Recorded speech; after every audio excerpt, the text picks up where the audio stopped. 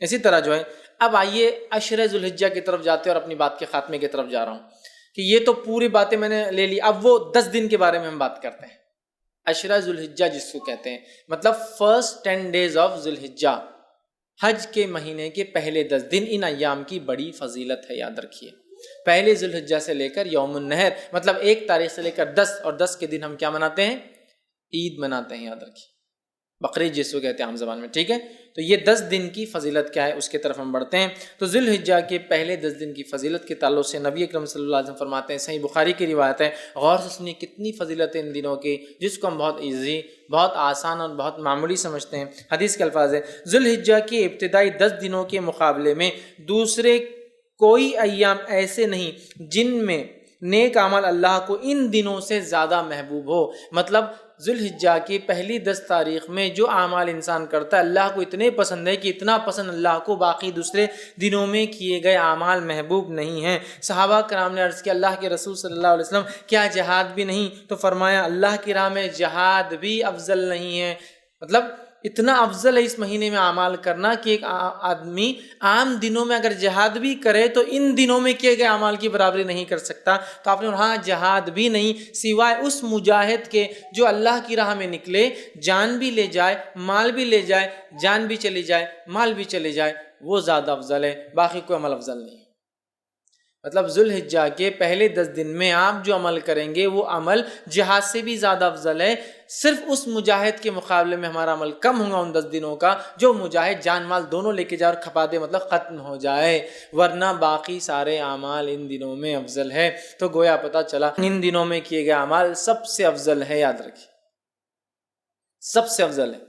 تو اب جب پتہ چل گیا سب سے افضل ہے تو ہمیں خوب کوشش کرنا چاہیے۔ اور اس کے تعلق سے حافظ ابن حجر عسقلانی رحمہ اللہ لکھتے ہیں کیوں اللہ نے ان ایام کو سب سے افضل بنایا ہے، اور بڑی اچھی بات لکھتے ہیں، اور ایک حکمت، بڑی اچھی حکمت وہ لکھتے ہیں، اور وہ فرماتے اور کہتے ہیں اللہ تعالیٰ نے عشرہ ذوالحجہ، پہلے ذوالحجہ کے پہلے 10 دنوں کو اس لیے فضیلت اور شان اور شوکت بخشی ہے، اس کا سبب یہ وہ لکھتے ہیں یہ وہ دن ہیں جن میں ساری عبادتیں ایک ساتھ مل جاتی ہے۔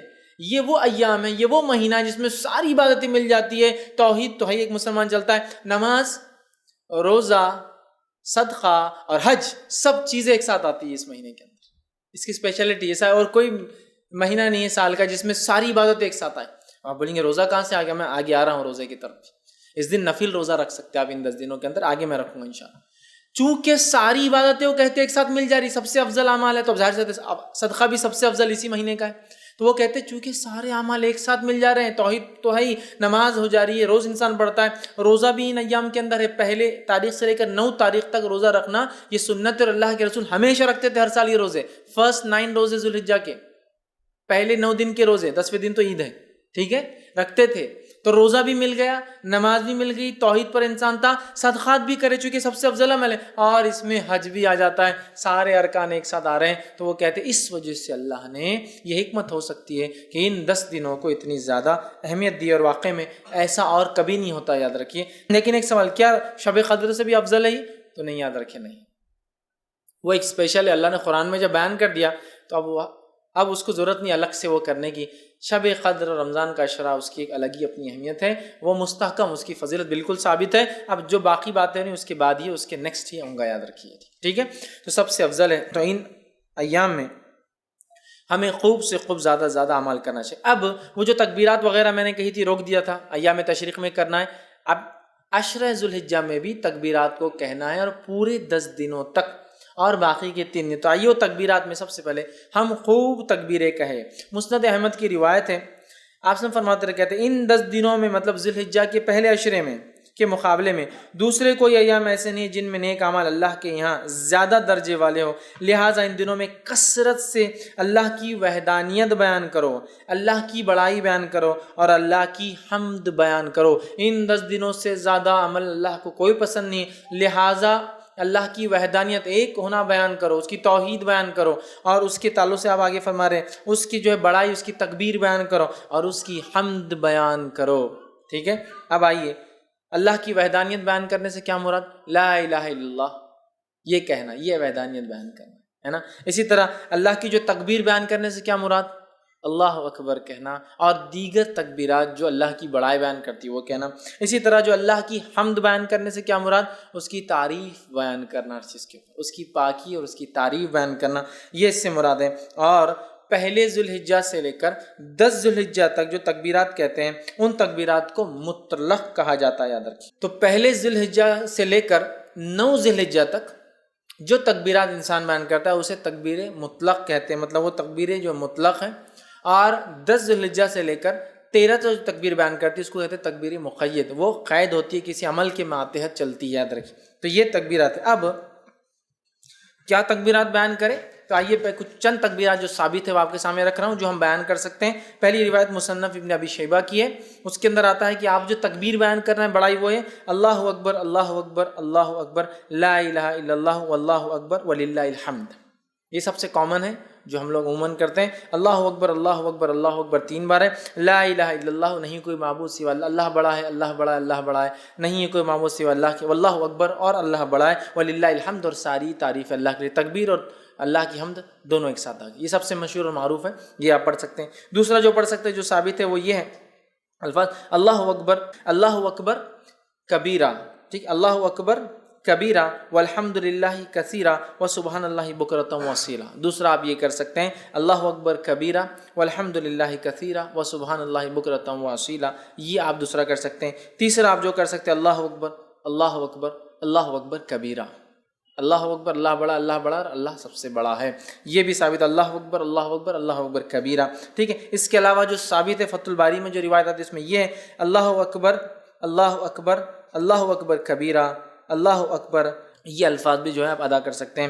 اس کے علاوہ ایک اور جو الفاظ ثابت ہے وہ یہ ہے سبحان اللہ والحمد للہ لا الہ الا اللہ واللہ اکبر اللہ اکبر وللہ الحمد۔ یہ تمام تسبیحات آپ کثرت سے ان ایام میں پہلے سے لے کر 13 تک کثرت سے بیان کر سکتے ہیں۔ صحابہ کا ان ایام میں کیا معمول تھا، جو میں نے رکھا تھا نا کہ تکبیرات آپ نہیں پڑھتے، وجوہات شرم آتی فلاں، صحابہ کا کیا معمول تھا؟ آئیے امام بخاری نقل کرتے ہیں کہ عبداللہ ابن عمر رضی اللہ عنہما اور ابو ہریرہ رضی اللہ عنہ، یہ دونوں صحابی جو ہے ان 10 دنوں کے اندر بازار کی طرف جاتے اور بازار میں جاتے اور اتنے زور سے تکبیر کہتے ہیں کہ لوگ بھی ان کی تکبیرات کو سن کر وہ بھی تکبیر کہتے ہیں۔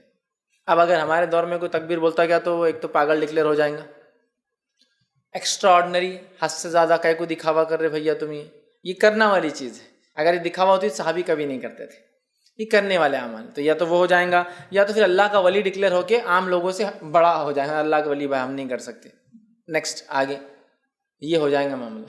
صحابہ نکلتے تھے اور اتنی زور سے بولتے تھے کہ سننے والے غفلت میں ہیں، بازار میں لوگ مارکیٹ میں بھول گئے، ارے یاد آ گیا ذوالحجہ چالو ہے اور اس کے اپن نہیں بولو تکبیرات بیان، تو اتنی زور سے بیان کرتے ہیں کہ لوگ ان کی تکبیرات سن کر تکبیر بیان کرتے ہیں۔ عبداللہ بن عمر رضی اللہ عنہ کے تعلق سے آتا کہ مینا میں اپنے خیمے میں، مطلب حج کے لیے جاتے، مینا میں اپنے خیمے میں اتنی زور سے تکبیر بولتے کہ آواز مسجد میں چلی جاتی تو مسجد والے تکبیر بولتے، مسجد والے تکبیر بولتے تو آواز بازار میں چلی جاتی تو بازار والے تکبیر بولتے، اور چنانچہ روایت میں آتا ہے کہ مینا تکبیرات سے گونج اٹھتا تھا، بخاری کی روایت ہے، مطلب وہ یہاں بولتے تو مسجد والے سن لیتے، مسجد والے بولتے تو بازار والے سن لیتے، بازار والے بولتے تو اتنی زور سے آواز ہوتی کہ پورا مینا آواز سے گونجتا تھا، لوگوں کی تکبیرات لوگ بیان کرے، جیسے حج میں ہوتا ہے نا، تو یہ حج میں تو کرنا ہی ہے، بازار میں بھی کرتے تھے، مطلب یہ حج کو نہیں کہتے شروعات میں، بازار میں بھی کرتے چلتے پھرتے۔ تو ہمیں خوب تکبیرات اس مہینے میں بالخصوص 1 سے لے کر 10 اور 10 سے لے کر 13 تک بیان کرنا ہے۔ تو اسے پتہ چلا کہ ہمیں چلتے پھرتے اٹھتے بیٹھتے ان میں تکبیرات بآواز بلند زور سے بیان کرنا ہے، اور عورتیں چونکہ وہ زور سے نہیں کر سکتی تو وہ پست آواز میں ہلکی آواز میں اپنے گھروں میں کریں گی۔ ہاں اگر گھر میں غیر محرم کے سننے کے ڈر نہ ہو تو عورتیں بھی بلند آواز میں تکبیرات پڑھیں گی۔ سمجھ لیجیے گھر میں صرف محرم ہے، بھائی ہے، والد ہے، بچے ہے، سگے بھانجے بھتیجے محرمات، تو عورت تیز بول سکتی ہے، لیکن ڈر ہو کہ غیر محرم سنیں گے تو پھر پست آواز میں بولیں گے، لیکن عورت بھی بولیں گی، اور میں تو کہتا ہوں عورت ہی پہلے بولے تو پھر بچے بھی بولیں گے، بچے تو ماں سے ہی سیکھیں گے نا، بہرحال تو عورت بھی بول سکتی ہے، ٹھیک ہے۔ اسی طرح جو ہے تکبیرات کے علاوہ ان ایام میں ہمیں کیا کرنا ہے، تو ان ایام میں ہمیں روزے رکھنا ہے۔ کون سے؟ عشرہ ذوالحجہ، پہلے ذوالحجہ کے پہلے عشرے کی بات چل رہی ہے وہ ہماری، تو اس میں کیا کرنا ہے؟ تکبیرات کے علاوہ روزے رکھنا ہے۔ نبی اکرم صلی اللہ علیہ وسلم کے تعلق سے آتا ہے، صحیح مسلم کی روایت ہے، مجھے اللہ تعالیٰ سے امید ہے کہ اس دن کا روزہ 9 ذی الحجہ، ایک سال پچھلے اور ایک سال اگلے گناہ کا کفارہ بنے گا۔ تو 9 ذی الحجہ کو تو رکھنا ہے، یہ غیر حاجی کے لیے، حاجی نہیں رکھیں گا۔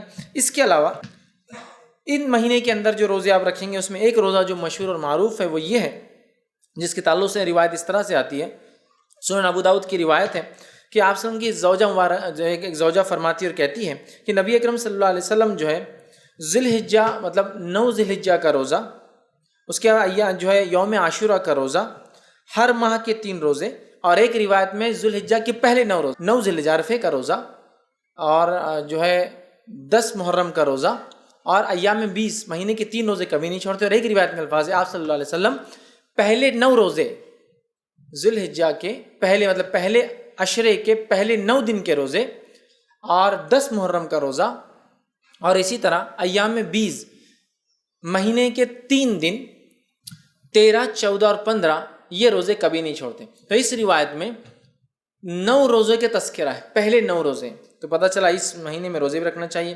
مسند احمد کی روایت ہے، آپ نے فرمایا کہ تعلق سے آتا ہے، فرمایا آپ صلی اللہ علیہ وسلم کبھی 4 کام نہیں چھوڑتے، عاشورے کا روزہ، عشرہ ذی الحجہ کے 9 روزے مطلب پہلے عشرے کے 9 جو ہے دن کے جو ہے فاسٹنگ روزے، اور مہینے کے 3 روزے آپ صلی اللہ علیہ وسلم، اور فجر کی 2 سنتیں، 4 عمل کبھی نہیں چھوڑتے۔ اس میں بھی کیا آ گیا؟ 9 روزے آپ صلی اللہ علیہ وسلم کبھی نہیں چھوڑتے تھے۔ تو عشرہ ذی الحجہ میں روزہ بھی رکھیے، تکبیرات، روزہ 9 روزے رکھ سکتے ہیں، 9 نہ بھی ہو پائے تو کم از کم ایک تو ضرور رکھیے، عرفے کے دن کا روزہ، ٹھیک ہے، یہ بھی جو ہے اس میں عمل کرنا ہے۔ اس کے علاوہ چونکہ اس مہینے میں کیے گئے سارے اعمال افضل ہے، لہٰذا نفل نماز کا خوب اہتمام کرے۔ نفل نماز کے فائدے جو آتے ہیں صحیح مسلم کی روایت میں اس طرح سے آتے ہیں، اللہ تعالیٰ کے لیے اپنے سجدوں کو لازم کر لو، بے شک جب بندہ سجدہ کرتا ہے تو اللہ سبحانہ تعالیٰ کہ اللہ جو ہے سجدے کے ذریعے اپنی طرف تیرا ایک درجہ بلند کرتا ہے، اور اس سجدے کے ذریعے تیرا ایک گناہ مٹا دیتا ہے، اور یہ سال کے ہر وقت ہو سکتا ہے۔ تو لہٰذا یہ نفل نماز کے فضائل ہے، تو خوب ان مہینوں میں کیا کریں ہم؟ زیادہ سے زیادہ پہلے تو 9 روزے رکھنے کی کوشش کریں، کچھ نہ تو ایک نفل نمازوں میں اہتمام، فرض تو بہرحال کرنا ہی ہے، اس میں کوئی شک ہی نہیں ہے، نفل نمازوں کا کثرت سے اہتمام، اسی طرح تلاوت قرآن کا کثرت سے اہتمام، اس لیے کہ ہر حرف پہ 10 نے کیے، اور اس سے زیادہ کیا بہتر ہو سکتا ہے کہ ہم ذی الحجہ کے پہلے عشرے میں یہ عمل کریں جو سب سے زیادہ افضل عمل ہے، تو آپ وہ کیجیے۔ صدقہ دینا، اس لیے کہ صدقہ ایک بڑا افضل عمل ہے، صدقہ بھی دیجیے، اس لیے کہ اس 10 دن میں کیے گئے عمل سب سے افضل ہے، لہٰذا خوب جو ہے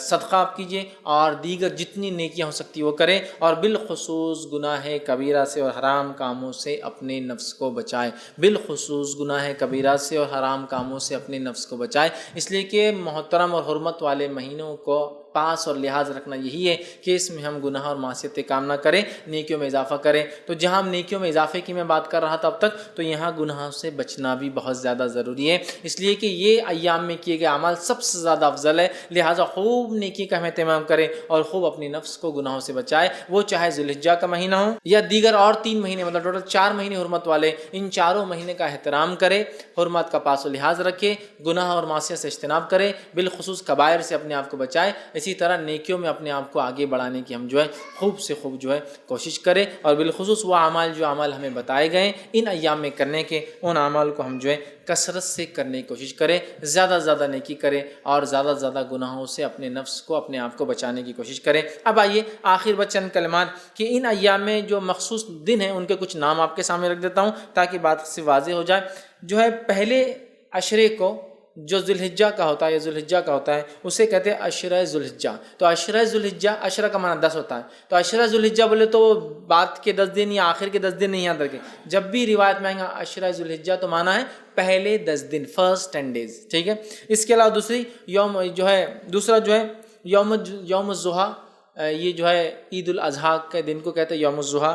اسی طرح جو ہے ایک اور دن ایام معلومات، جو ہم نے ابھی دیکھا قرآن کی آیت میں جو ہے، جو سورہ حج کی آیت میں 27 میں، وہ ہے 10، 11، 12 اور 13، یہ ایام معلومات ہیں، ان کو ایام معلومات بھی کہا جاتا ہے کہ ایام معلومات مطلب 10 ذی الحجہ، 11 ذی الحجہ، 12 اور 13 ذی الحجہ۔ اسی طرح ایام تشریق 11 ذوالحجہ، 12 ذوالحجہ اور 13 ذوالحجہ کو کہا جاتا ہے. اسی طرح یوم عرفہ 9 ذوالحجہ کو یوم عرفہ کہا جاتا ہے. اسی طرح یوم النہر 10 ذوالحجہ کو، عید کے دن. یوم النہر مطلب قربانی کا دن، خون بہانے کا دن. تو یوم النہر 10 ذوالحجہ کو کہا جاتا ہے، عید کے دن کو کہا جاتا ہے. اسی طرح جو ہے یوم الترویہ کہا جاتا ہے 8 ذوالحجہ کو، جب جو ہے حاجی جو ہے مینا میں جو قیام کرنے آتے ہیں. اور یہ بات جو ہے سنن ابو داؤد میں آتی ہے. تو اس کو یوم الترویہ کہتے ہیں جو 8 ذوالحجہ ہوتے ہیں. تو یہ چند نام ہیں. اسی طرح جو ہے لیلۃ